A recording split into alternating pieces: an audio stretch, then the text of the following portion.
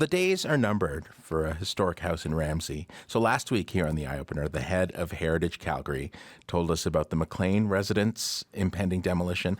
It's on its way down, along with neighboring homes, to make way for a new row house complex. And it's just one example of development pressure facing a neighborhood with a strong sense of its own history. So this morning, we're wondering how the area, known for several Calgary oddities like Turk the Turkey and the Beers House, how folks in the neighborhood are feeling about the changes. Erin Joslin is a longtime resident of the neighborhood of Ramsay and has held roles within the community association. She's with me in studio. Hello there. Good morning. Thank you for joining us. How much change are you seeing these days in Ramsay? Ramsay's always kind of been in a flux and in a change, but it's definitely kind of expedited as we see the green line coming through the community. You know, it's the proximity just makes it very attractive to developers. So we're definitely starting to see an increase in development these days. And how about the pending removal of the MLAN residence? How does that fit into this bigger picture within the neighborhood? Oh, that one's a huge disappointment to me. I sat on the Green Line Committee representing the community association in the community. And one of the original Green Line alignments was to actually take out that house specifically because it made sense for one of the alignments. And we pushed back. We pushed back really, really hard, and we got the alignment moved, and it saved the house. And the MLAN house actually connects to the barn, the red barn in Inglewood as well. So it's like a connection between the two communities. But we pushed back, we saved it, and, you know, it was a big win.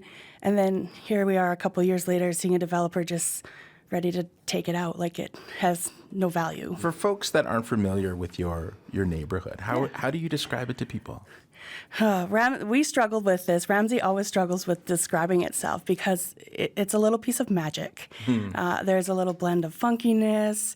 You know, it's been gritty and kind of, you know, talk of Hell's Angels and crime. But at the end of the day, what it really comes down to is an amazing sense of community.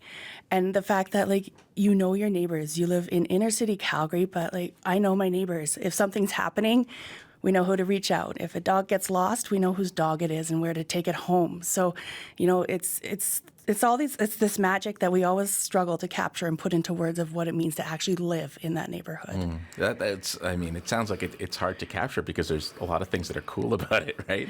I would say Ramsay has that, you know, there's something special about it in that way. You mentioned that sort of funkier side, that eccentric side. What are some examples of that people would see?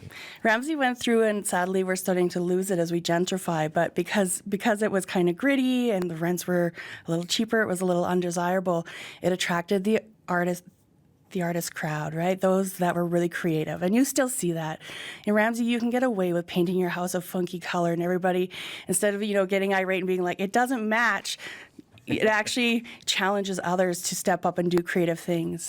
You'll see a lot of murals around Ramsay. Those are actually done by local residents. There's a new one on the underpass between the 11th and 12th Street.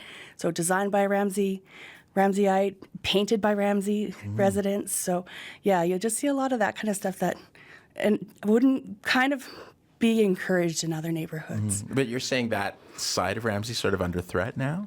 A little bit. Like, as with anything, the rents have increased, and, you know, as the developers eye it up and it becomes a more desirable community, a lot of what you're seeing removed here through development tends to be lower price point rentals, right? Because they're in older homes and people aren't willing to kind of pay top dollar. But that's the sad part of what we're losing is that kind of crowd. So sadly, it's becoming unaffordable for a lot of people, and that just, it takes the character with it.